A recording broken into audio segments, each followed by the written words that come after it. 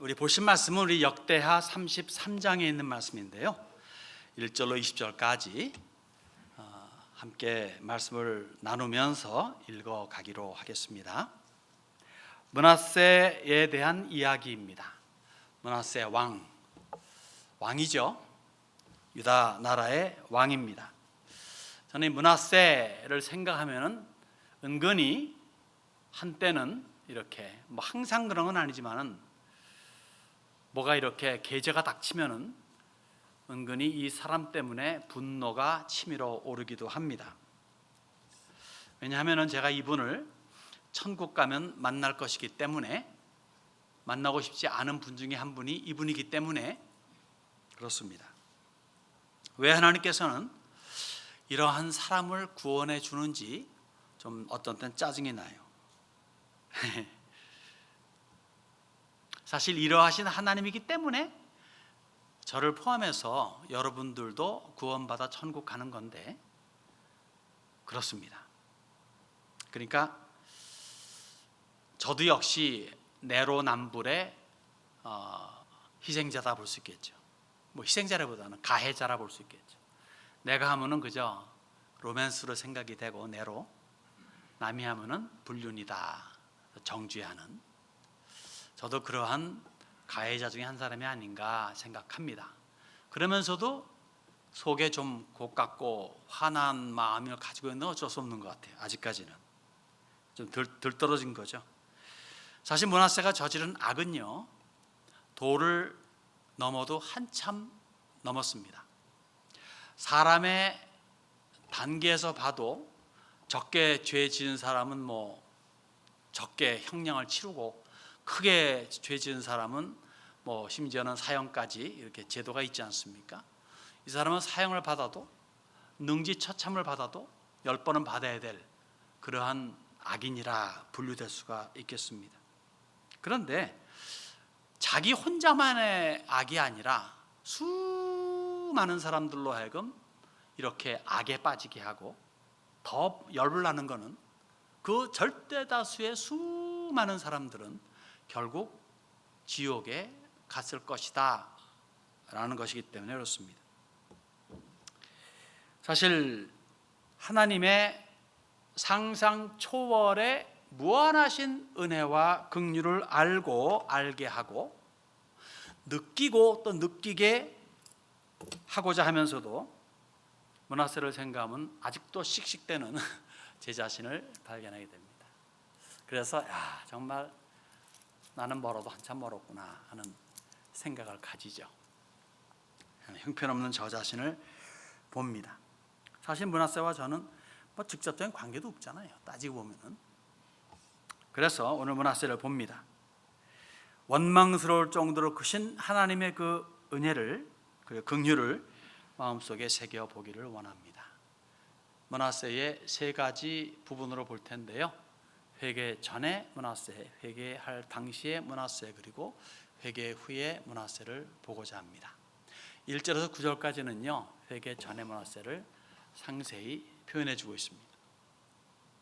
므낫세가 왕 위에 오를 때 나이가 12세라 예루살렘에서 55년 동안 다스리며 여호와 보시기에 악을 행하여 여호와께서 이스라엘 자손 앞에서 쫓아내신 이방 사람들의 가증한 일을 본받아 그의 아버지 히스기야가 헐어버린 산당을 다시 세우며 바알들을 위하여 제단을 쌓으며 아세라 목상을 만들며 하늘의 모든 1월 성신을 경배하여 섬기며 여호와께서 전에 이르시기를 내가 내 이름을 예루살렘에 영원히 두리라 하신 여호와의 전에 제단들을 쌓았고, 또 여호와의 전 두 마당에 하늘의 1월 성신을 위하여 제단들을 쌓았고, 또 흰놈의 아들 골짜기에서 그의 아들들을 불 가운데로 지나가게 하며 또 덤치며 사술과 요술을 행하며 신접한 자와 박수를 신임하여 여호와 보시기에 악을 많이 행하여 여호와를 진노하게 하였으며, 또 자기가 만든 아로새긴 목상을 하나님의 전에 세웠더라.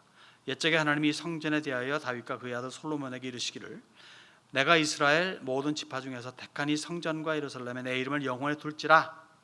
만일 이스라엘 사람이 내가 명령한 일들 곧 모세를 통하여 전한 모든 율법과 율례와 규례를 지켜 행하면 내가 그들의 발로 다시는 그의 조상들에게 정하여 준 땅에서 옮기지 않게 하리라 하셨으나 유다와 예루살렘 주민이 므낫세의 꾀임을 받고 악을 행한 것이 여호와께서 이스라엘 자손 앞에서 멸하신 모든 나라보다 더욱 심하였더라. 12살에 왕이 됩니다. 그리고 이스라엘 역사 통틀어서 가장 긴 55년을 통치합니다. 그런데 최악의 왕으로 분류가 됩니다. 사실 하나님께서 얼마나 므낫세에게 진노하셨는지 아세요? 예레미야를 통해서 던져주신 말씀이 예레미야서에 기록이 됩니다. 여호와께서 내게 이르시되 모세와 사무엘이 내 앞에 섰다 할지라도 내 마음은 이 백성을 향할 수 없나니 그들을 내 앞에서 쫓아내 보내라. 유다 왕 히스기야의 아들 므낫세가 예루살렘에 행한 것을 말미암아 내가 그들을 세계 여러 민족 가운데 흩으리라. 쫓아내 보내라. 세계 사방으로 흩어 보내리라라고 그렇게 말씀을 하세요. 얼마나 므낫세가 행한 것이 못돼 먹었으면은 모세와 사무엘이 기도를 해도 안 드시겠다고 하시겠습니까? 얼마나 므낫세가 한 행동이 못돼 먹었으면 나라마저 말아먹을 정도가 되었습니까? 사실 이 예레미야의 메시지는 굉장히 심각한 거예요. 여러분, 모세와 엘리야가 사무엘이 누구입니까? 어떤 분들입니까? 큰 그림으로 보면요, 모세와 사무엘이라는 단어는 곧 율법과 선지자라는 의미예요. 구약 성경은 율법과 선지자의 글입니다. 그렇기 때문에 율법과 선지자를 대표하는 모세와 사무엘 하게 되면 구약 성경 전체를 의미하는데도 틀린 말이 아니에요. 그러한 모세와 사무엘입니다. 특별한 존재들입니다.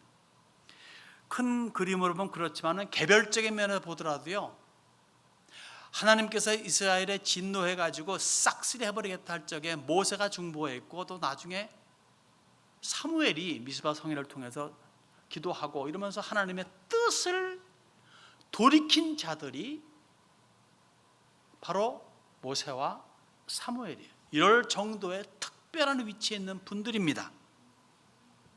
하나님의 마음을 움직여 가지고 뜻을 돌이키게 해서 내릴 재앙을 멈추게 한 사람들이 그건 모세와 사무엘이에요. 그런데 하나님께서 므낫세의 한 짓을 빗대어 가지고 나 용서하지 않을 거야. 대단히 심각하지 않습니까? 시편에 그래서 이런 말씀을 기록하고 있어요. 그의 제사장들 중에는 모세와 아론이 있고 그의 이름을 부르는 자들 중에는 사무엘이 있도다. 그들이 여호와께 간구함에 응답하셨도다. 주여 용서해 주세요. 그래, 내가 멸망시키려 했는데 그래, 나 용서해 주지. 이러하신 하나님이었다는 얘기예요. 그러한 하나님께서 비록 모세와 사무엘이 내게 간구한다 할지라도 내가 응답하지 않겠다라고 단언하시는 겁니다. 얼마나 지독하게 나쁜 짓 했으면 하나님이 모세와 사무엘의 이야기를, 기도를 듣지 않겠다고 하신 건 정말 끝장 아닙니까? 끝장입니다. 즉 하나님께는 끝이 있다는 거예요. 사실 예레미야와 거의 동시대 인물인 분이 있었죠. 에스겔입니다. 에스겔은 이 바벨론으로 잡혀간 분이죠. 거기에서 선지자로서 제사장으로서 사역하신 분입니다. 에스겔 선지자가 이렇게 말합니다. 비록 노아, 다니엘, 욥 이 세 사람이 거기 있을지라도 그들은 자기의 공의로 자기의 생명만 건지리라. 자녀는 건지지 못하고 자기만 건지겠고 그 땅은 황폐하리라. 4번이나 반복해서 이 말씀을 던져줍니다. 이스라엘의 죄가 얼마나 심각했던지 여러분 누굽니까? 노아, 다니엘, 욥 멸망에서 건져낸 사람들 아닙니까? 의롭다 이렇게 의로운 분이 없다고 하나님도 그렇게 탄복하신, 그리고 정말 적지에 들어가 가지고 정말 믿음을 지킨 호랑이 굴 속에서 까딱 안 했던 그런 사람들이 아들이 있음에도 불구하고 자기만 구원받지 그들의 자식조차 구원받지 못할 것이다라고 그렇게 하시는 하나님이시에요. 이것은 이스라엘의 멸망을 확정하신 겁니다. 물론 므낫세 이전에 나쁜 왕들이 여럿이 있었어요. 뭐 여호람이라든가 아하시아라든가 아하스 같은 사람이 있었어요.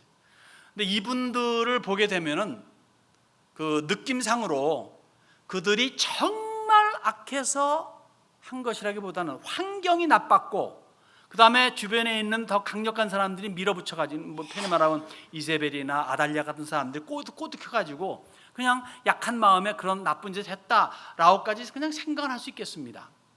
뭐 꼭 그랬다기보다는 그렇게까지 아량을 베풀 수 있을 것 같아요. 그런데 므낫세는 달라요.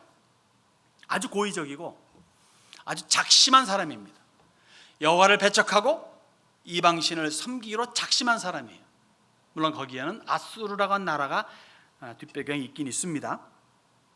그의 아버지 히스기야 얼마나 선한 왕입니까? 정말 나라 전체를 개혁해가지고 하나님께 돌리려고 부단 애를 쓴 그런 히스기야 왕입니다.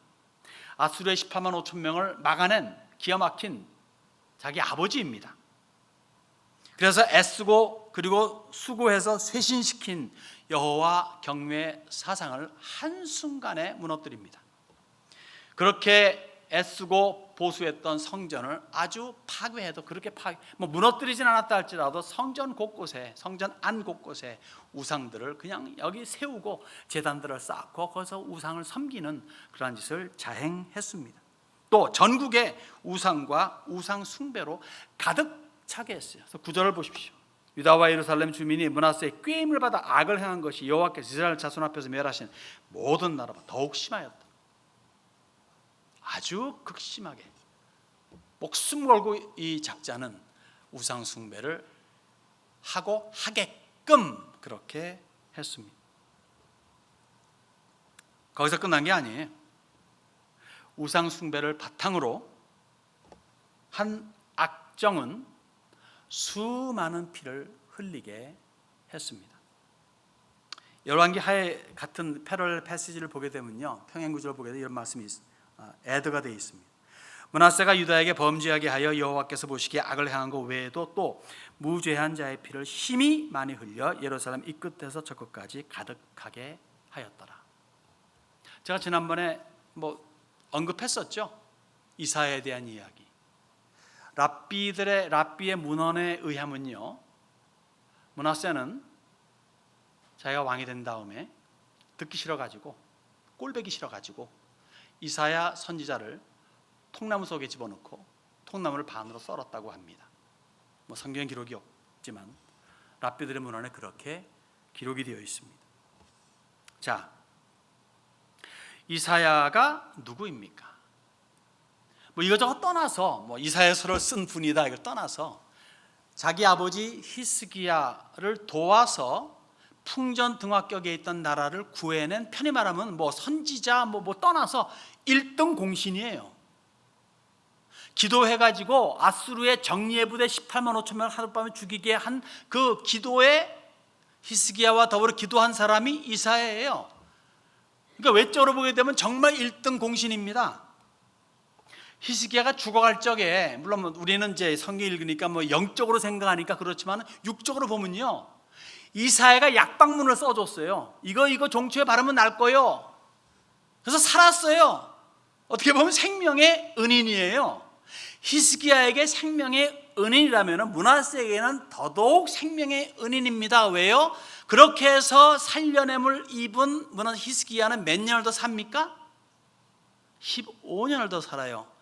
므낫세가 왕이 된 때가 나이가 몇 살이었어요? 12살이에요. 그러니까 이사야가 기도하고 처방문을, 약방문을 써주지 않았으면 므낫세도 없는 겁니다. 생명의 은인이라는 거죠. 그런데 배은망덕도 유분수다라는 말이 있듯이 그렇게 처참하게 죽입니다. 배신, 불신, 우상숭배의 골수분자예요. 게다가 살인광입니다. 수없이 많은 사람들 죽였대요. 피가 철철 흘렀대요. 가득하겠다, 그렇게 표현을 9절에 해주고 있습니다. 아주 열왕기 하에 그렇게 기록을 해주고 있습니다. 이것이 므낫세의 회개 전의 모습입니다. 얼마나 많은 사람들이 죄악에 빠지고 그리고 죽임을 당했는가. 그런데 이 사람에게 회개의 기회가 주어집니다. 회개의 기회는 사실 누구에게나 주어지지만 이 사람은 이 회개의 기회를 포착했다고 하는 데서 저는 제 절하는 사람의 한쪽 구석에 일말마의 슬픔이 있어요. 솔직한 표현이 그렇습니다. 여러분들은 참 거룩하셔서 정말 이런 사람도 구원해 주신 하나님의 능력, 하나님의 은혜. 하지만 저는 그것을 인정하면서도 한쪽 구석에는 좀 그런 게 도사리고 있습니다. 자, 10절로 13절을 보면요, 회개의 순간을 봅니다. 여호와께서 므낫세와 그의 백성에게 이르셨으나 그들이 듣지 아니하므로 여호와께서 아수르 왕의 군대 지휘관들이 와서 치게 하심에 그들이 므낫세를 사로잡고 쇠사슬로 결박하여 바벨론을 끌고 간지라. 그가 환난을 당하여 그의 하나님 여호와께 간구하고 그의 조상들 하나님 앞에 그의 겸손하여 기도하였으므로 하나님이 그의 기도를 받으시며 그의 간구를 들으시사 그가 예루살렘에 돌아와서 다시 왕 위에 앉게 하심에 므낫세가 그제서야 여호와께서 하나님이신 줄을 알았더라. 정말 이를 악물고 하나님을 배척하고 하나님의 사람들을 죽이고 탄압하고 하나님을 못 믿게 하고 우상들을 전국에 세워서 전국을 우상으로 물들게 하고 온 땅을 피바다로 만들었는데 결정적인 순간에 회개를 한다는 거예요. 곧 아수르에 패배해가지고 쇠사슬에 결박되어 바벨론으로 끌려갑니다. 아마도 그때쯤 해가지고 어떤 깊은 깨달음이 있었다 싶어요. 저는 이 깨달음조차도 기적이라고 말합니다.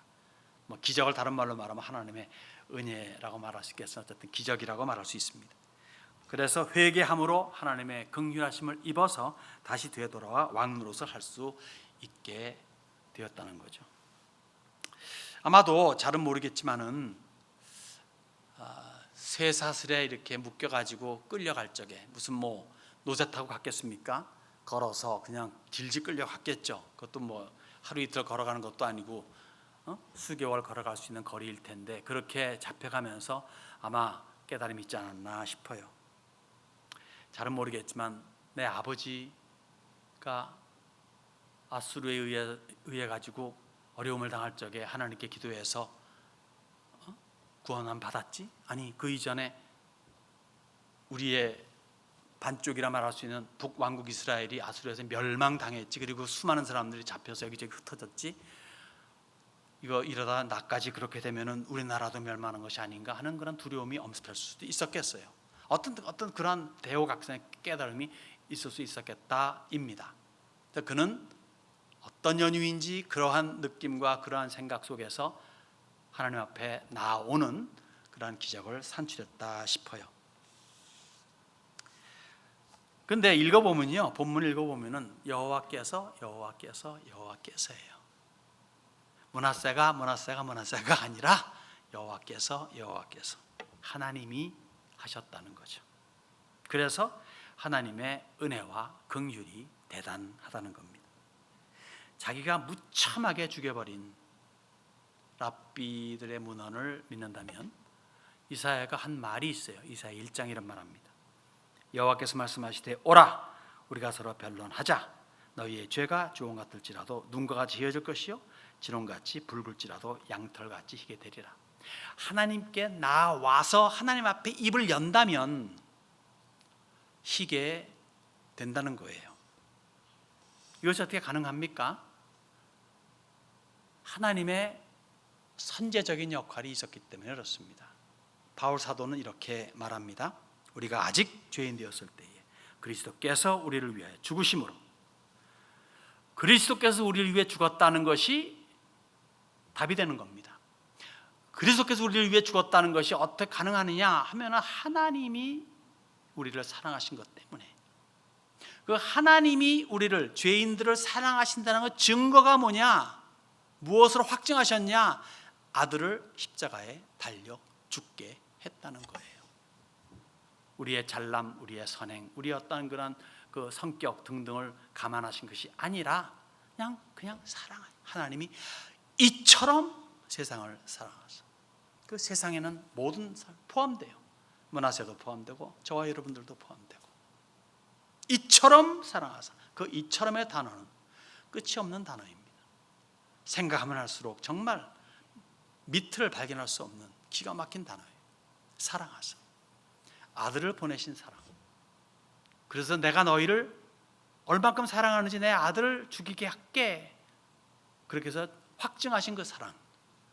그 사랑 때문에 희어질 수 있다는 거죠. 주님 앞에 나오면. 자, 그러면은 요한 사도는 뭘 말합니까? 만일 우리가 우리 죄를 자백하면 그는 미쁘시고 의로우사 우리 죄를 사하시며 우리를 모든 불의에서 깨끗하게 하실 것이. 조건이 붙는 게 아니더라고요. 그냥 자백하면, 안 되는 게 없다는 얘기예요. 자백하면 깨끗하게 해주신다는 겁니다. 믿으십니까? 악인이요, 악한 사람이 어떤 어려운 일을 당하잖아요. 그러면 두 가지 반응이 나타납니다. 하나는 뭐냐면 더 악하게 되거나, 아니면 정말 겸손하게 되거나 깨닫고. 근데 대다수의 케이스는요, 악한 자들은요 더 악해집니다. 왜 그런지 아세요? 악한 놈이니까. 일반적으로 더 악해지는데, 여기 므낫세는 겸손을 택했습니다. 누구 탓하지 않고 여호와 하나님께 무릎을 꿇었어요. 그리고 기도했어요. 기도하니까 하나님께서 그의 기도를 들으시고 회복시켜 주십니다. 그의 업적, 못된 악행을 보게 되면 도저히 있을 수 없는 일이에요. 보세요. 모세, 사무엘, 노아, 다니엘, 롯, 어떤 분들입니까? 이분들 롯이 아니라 누구죠? 욥. 땡큐. 이분들 어떤 분들이, 정말 말할 수 없는 분들 아니에요? 몽땅 인류 멸망시켰지만은 살아남은 노아, 이게 대단한 분 아닙니까? 당대의인이랄까. 뭐 설명할 필요 없는 분들, 이분들이 기도를 해도 너만 구원받지 내가 용서 못해, 이렇게 하신 분인데, 그러니까 아예 그냥 문빗장을 그냥 닫아 걸었잖아요. 하나님이 닫았으니 누가 열겠습니까? 그런데 그렇게 하게 된 원인이 누구다? 므낫세예요. 그런데 므낫세가 기도하니까 어떤 일이 벌어집니까? 문빗장을 여셨어요. 다른 이들한테는 안 열어줬는데 이 범죄의 장본인인 므낫세에게는 문빗장을 열어주셨습니다. 그래서 제 머리로는, 도저히 제 계산으로는, 이성으로는 이해가 저는 안 돼요. 이해를 못하겠어요. 그래서 나오는 단 한 가지의 단어가 있다면 우리가 너무 흔하게 가볍게 말하는 은혜라는 단어입니다. 은혜 아니고서는 이해할 수가 없습니다.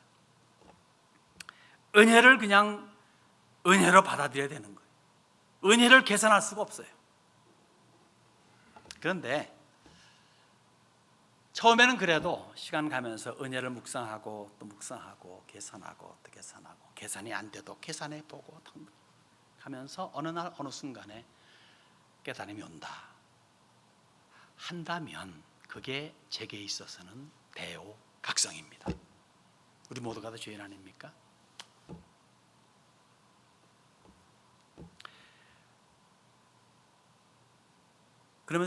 그러면서 이 므낫세의 회개 후에 장면 한번 보실까요? 14절에서 20절까지 말씀까지 제가 읽겠습니다.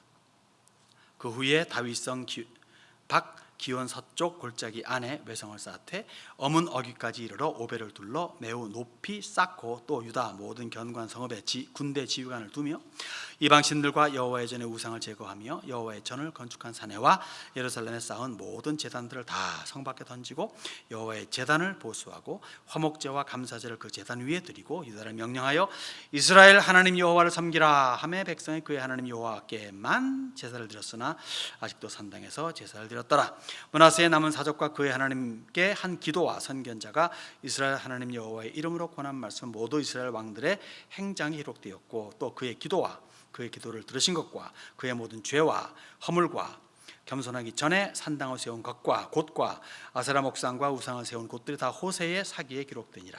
므낫세가 그의 열조와 함께 누움에 그의 궁에 장사되고 그의 아들 아몬이 대신하여 왕이 되니라. 자동차를 보면 이제 리버스 기어가 있죠. 뭐 우리 옛날에 흔히 하다 말하는 빠꾸기야. 놓은 것과 같습니다. 180도 뒤로 돌아이 가가 되었습니다. 철저한 우상 철폐 그리고 성전 회복을 위해 애씁니다. 그리고 백성들로 하여금 오직 여호와 하나님만 섬기게 종용을 합니다. 뭐 결국 성공은 못해요. 떼어진 감이 있죠. 그래도 자기에게 주어진 짧은 기간에 모든 정성을 다 쏟습니다. 여러분의 나이가 연세가 어떻게 되든 오늘이라는 날에 내게 깨달음이 있다면 그 나이가 50이든 60이든 70이든 80이든 90이든 간에 그 순간부터 최선을 다하는 게 요구되는 거죠.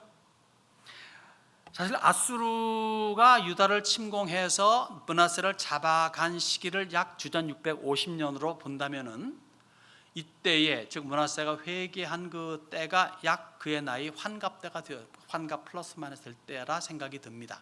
그러니까 12살에 왕이 돼가지고 근 50년간 악행을 저지르다가 이제 환갑 넘어서 그가 회개했다 그렇게 보죠. 67세에 죽습니다. 그러니까 악행을 저지른 것과 선행을 한 것과는 참 연도별로 따지면 참 차이가 크겠습니다. 재미있는 것은요, 왜 아수르가 유다를 침공했는지 설명이 없어요. 뭐 있겠죠. 적어도 성경에서는 언급이 없습니다. 자기 왕, 자기 아버지 히스기야는 반 아수르 정책을 썼어요. 그래서 아수르가 공격해 왔고 그런 일이 있었습니다. 근데 자기는 뭐냐, 그냥 왕이 되면서부터 처음부터 끝까지 친 아수르 정책을 펼쳤어요. 그리고 온갖 편히 말하는 아부를 다 떨었어요. 그런데 아수르가 공격을 해온 겁니다. 그래서 생각해 보는 것이 이거예요. 하나님께서 선지자들을 계속 보내시면서 회개를 촉구하는데 회개를 안 하고 점점 더 악해지니까 최후의 수단을 꺼낸 것이 아닌가. 다시 말해 므낫세가 제일 믿고 의지하는 아수르를 보내가지고 너가 의지할 자가 아수르가 아니다라고 최후의 경고장을 던진 게 아닌가 생각을 해봅니다. 사실 아수르의 문화, 종교 등등을 숭상해가지고 수십 년을 열심히 섬겼죠. 므낫세는 또 섬기게끔 이스라엘로 종용을 했죠. 그런데 엄청 심하게 얻어 터지잖아요. 예루살렘이 함락이 되고 그 다음에 자기는 잡혀가지고 쇠사슬로 묶여가지고 질질 바벨론까지 끌려갑니다. 믿는 도끼에 발등 찍힌 꼴이에요.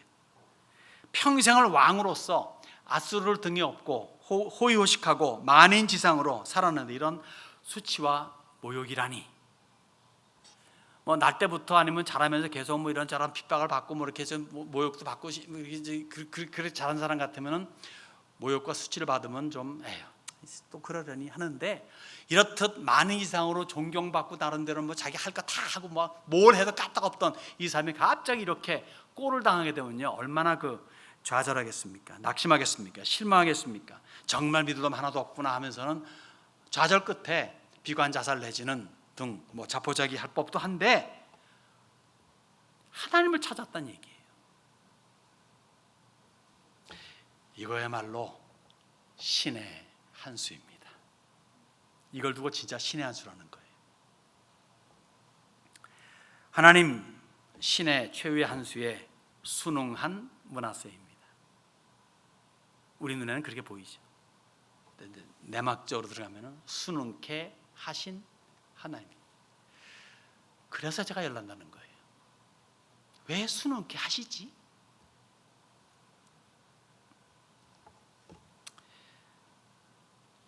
그렇지만 한 가지 확실한 것은요, 그렇게 나쁜 도저히 용납할 수 없는 그 사람을 용납하시고 구원을 베푸셨다는 거에서 하나님의 은혜와 긍휼의 찬란함이 더욱 빛난다는 겁니다.